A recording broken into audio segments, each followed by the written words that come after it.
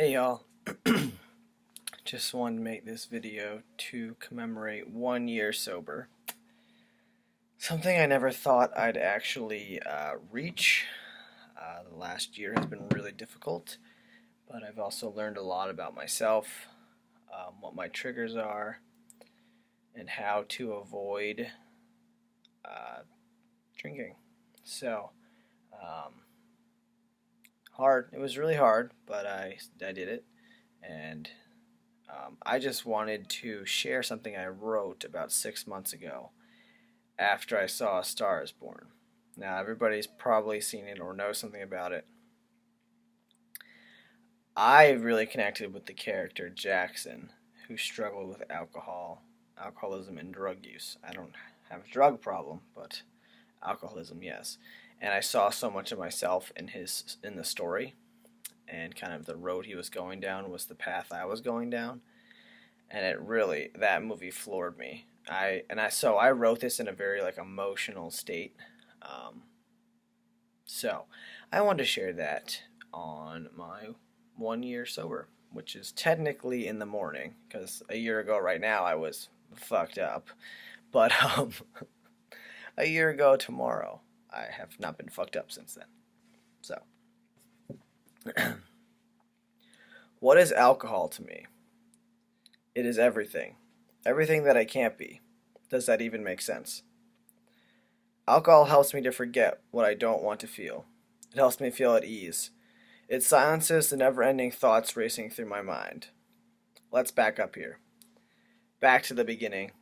Before I ever tasted alcohol on my lips, I swore to God that I would never drink or do drugs. My freshman year of college, I stayed sober. Can I even say that if I'd never been anything other than sober for my whole life? Rugby is synonymous with drinking. For the first year, my teammates respected my decision to not drink. There was no peer pressure to drink. I used to say that the peer pressure got to me, and that's why I tried a sip of my friend's drink during the fall of my sophomore year. The truth is that I was desperate to feel something. My curiosity of what it would feel like to be drunk had been growing since I started college as I cared for my drunken friends many times. I wanted that freedom, the silliness, the ability to let loose. I simply waited for someone to ask me if I wanted to try their drink, to which I said sure. I took a sip of Mike's Hard Lemonade. It tasted good, and so I said sure, I'll have one of my own. I didn't get drunk that night, because who can drink more than one of those Mike's Hards without getting a stomachache from the sugar? But it opened the door to drinking. Truthfully, I don't recall the first time I got drunk, probably at a rugby social. The time I can think of right now was the jocks versus nerds social. All the vets, girls who had played for more than a season, dressed as jocks, while the rookies, the newcomers to the team, had to dress as nerds. There was jungle juice, a cocktail of God knows what. I didn't waste any time diving into it. It didn't even taste like alcohol, and I knocked back too many cups of that. I was feeling loose, I was feeling good, I was feeling free. That was the night I took my first ever shot of alcohol. Of course it was Fireball. The Fireball would later become one of my go-to drinks of choice. The memories of my drunken nights are hazy, because I was often blackout. More than often, actually. Initially, I blacked out simply because I did not know my limits. There's one social in particular that stands out in my mind. It was alumni weekend of my sophomore year. I was wasted, the night is a blur.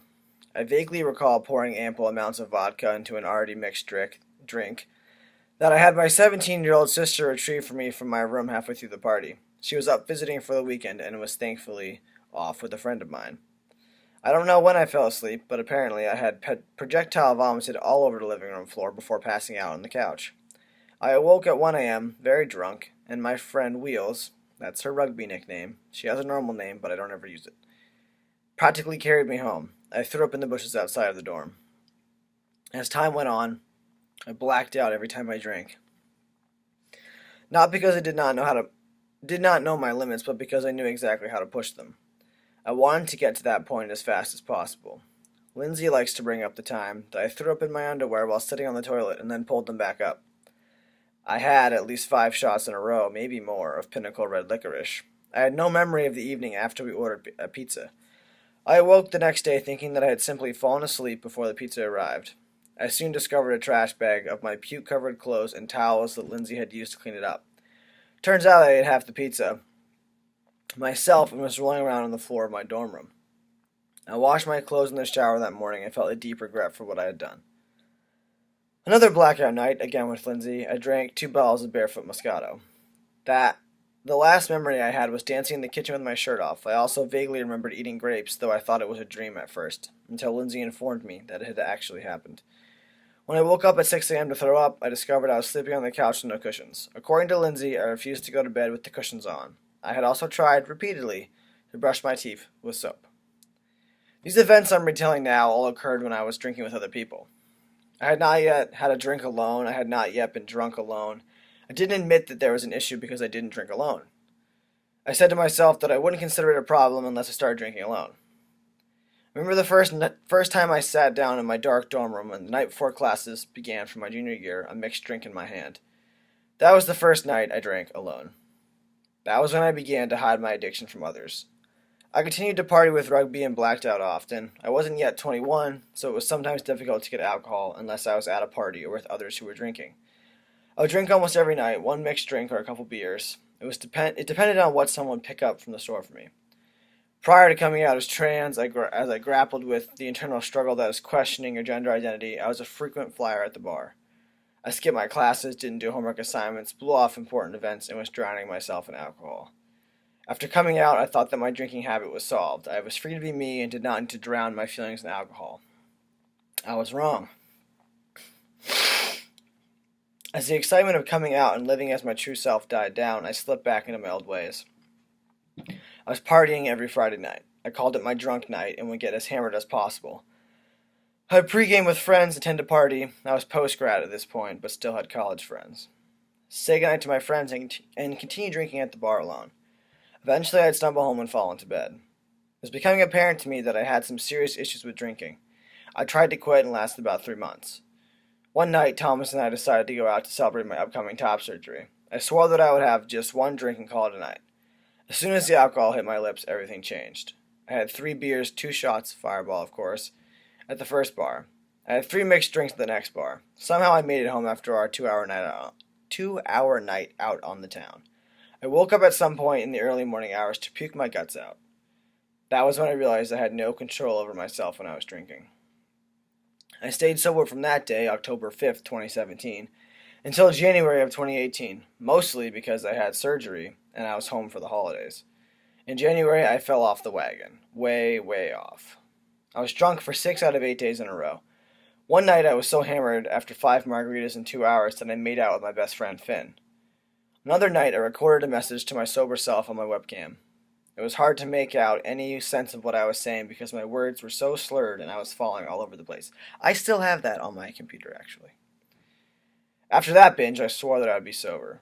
I attended a few AA meetings and mostly kept myself busy, so I did not have a chance to drink. Pop-Up was sick and I knew that his eventual death would throw me off. I was trying to be prepared for that to happen. He passed away on April 8th. I was surprised by the fact that I did not feel a big urge to drink. I felt a desire but was able to move through it without acting on it. But then my cat Johnny died suddenly on the 14th. I was completely rocked by grief of both deaths so close together. The urge to drink came again and again, stronger each time. I was hurting so badly that I just wanted to feel something, anything, else than what I felt. On April 29th, after working until 4 p.m., I was running errands at Walmart. I saw a hat with floral print, and my first thought was that it would be a good hat to wear out to the bars. That was the trigger point to what happened next. I was on autopilot as I drove home, showered, dressed in jeans and a black t-shirt with my new floral print hat to complete the look. I texted a few friends as I debated whether or not to go drinking. Everyone I had reached out to with a simple, "Yo, what's up?" was otherwise occupied, and I suddenly found myself walking down Main Street toward margaritas. I told myself that I was just going to sit at the bar and order the queso with a Diet Coke. When I sat down, the bartender said, "What can I get you, a house margarita?" To which I said yes. That was 6:37 p.m. By 8:45, I'd had 4 margaritas. I made my way down to a different bar after that where I downed 3 dirty Girl Scout martinis at a bar known for their incredibly strong drinks. According to my text messages, I left that bar at 10:30, though I have no memory of leaving or how I got home. The last thing I can remember is standing up to go to the bathroom and knocking the bar stool over. That was when I knew I was really fucked up. I woke up the next day with vague memories of throwing up at some point. My roommate informed me that she came home to find me sobbing in the bathroom. I think that I bashed my head off the toilet while throwing up because I had a nice bruise on my cheek under my left eye. If you guys remember some of the videos from like May last year, I had this nice red mark. Staying sober has been one of the hardest things to do. I struggle with even calling myself an alcoholic because no one in my life knew what an issue I had. I kept it to myself. I hid it from everyone so that they wouldn't worry. I was rarely drunk at work, though there are a couple occasions where I drank 4 beers on my break so that I could get through the remainder of my shift easier. The reality is that I'm an alcoholic.